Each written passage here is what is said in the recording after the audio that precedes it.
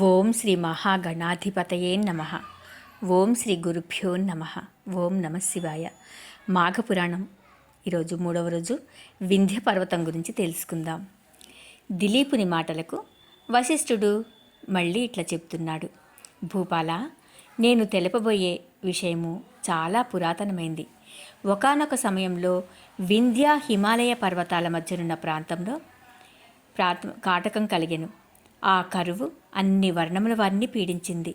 ప్రజలకు తిండి లేదు, త్రాగటానికి నీరు లేదు.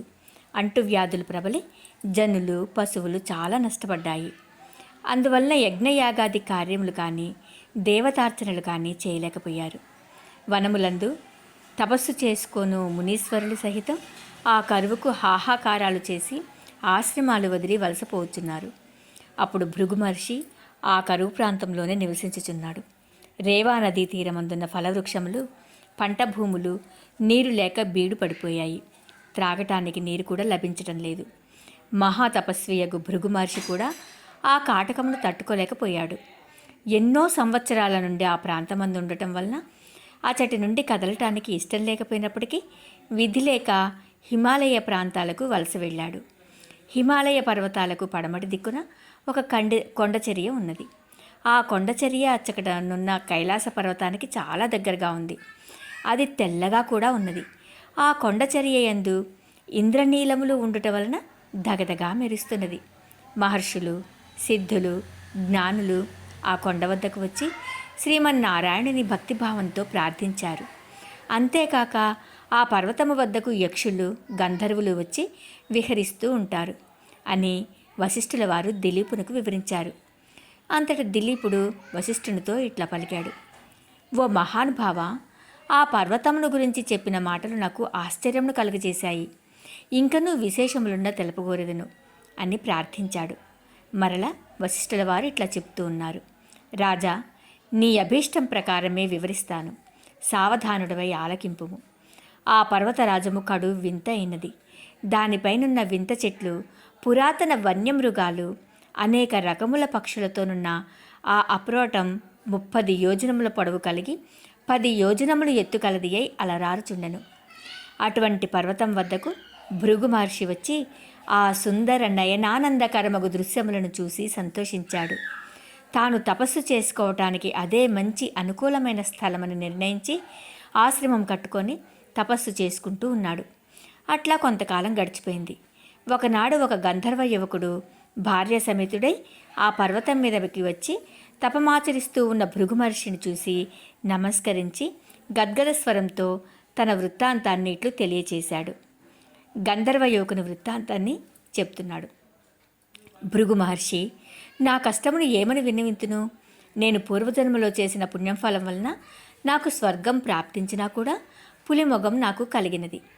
ఏ కారణంచే నాకు అట్లా కలిగిందో బోధపడుకుంది. ఆమె నా భార్య అతి రూపవతి, గుణవంతురాలు, మహాసాధ్వి. ఈ నా వికృత రూపం వలన ఎందుకు పనికిరాని వాడినైతిని.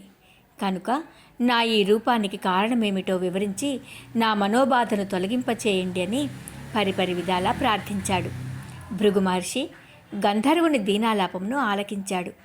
అతని వృత్తాంతము వినగానే ముని హృదయం కలిచివేసినట్లయింది. ఆ గంధర్వునికి ఎట్లయినా తన శక్తి కొలది సాయం చేయాలి అనుకుని ఇట్లా అన్నాడు.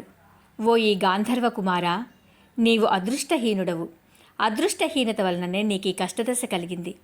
పాపం, పేదరికం, దురదృష్టం అనే ఈ 3 మనుషుని కృంగతీస్తాయి. ఈ 3ంటిని నివృత్తి చేసుకొనవలనన్నా మాఘమాస స్నానమే పరమౌషధం. అన్ని జాతుల వారును ఆచరించవలసిన పరమ పావనమైన మార్గం.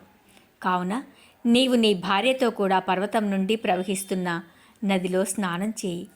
అదీనుగాక ఇది మాఘమాసం కదా, వెళ్ళబోయిన తీర్థము ఎదురైనట్లు అన్నీ సమకూడుతున్నాయి. ఈ రోజుతో నీ కష్టములు తొలగిపోవును, నీ మనోవాంఛ ఈడేరును. భయపడకు అని మాఘస్నాన ఫలం గురించి వివరించాడు. ఆ గంధర్వుడు భృగు మహర్షి ఉపదేశాన్ని శ్రద్ధగా విన్నాడు. తన భార్య కూడా మునీశ్వరుని వచనములు ఆలకించి సంతోషించింది. ఆ మహర్షి చెప్పిన విధంగా గంధర్వుడు భార్యా సమేతుడై ఆ దాపుననే ప్రవహిస్తూ ఉన్న నదిలో స్నానం చేశాడు. వెంటనే తనకున్న పెద్ద పులి ముఖం పోయి తేజోవంతమైన సుందరమైన ముఖంతో ప్రకాశించాడు. ఆ గాంధర్వ దంపతులు అమితానందం పొందారు. అంత వారిద్దరూ భృగు మహర్షి వద్దకు వచ్చి సాష్టాంగ నమస్కారం చేశారు. భృగువు వారిని దీవించి పంపివేశాడు. ఈ విధంగా గంధర్వ యువకుని చరిత్రమును వశిష్ఠుల వారు దిలీపునకు చెప్పి, వింటివా రాజా, గంధర్వ కుమారుని వృత్తాంతము. మాఘమాసంలో పుణ్యనదులందు స్నానమాచరించిన ఎడల ఎట్టి ఫలం కలుగునో ఊహించుకొనుము అంటూ వివరించాడు. ఓం నమః శివాయ.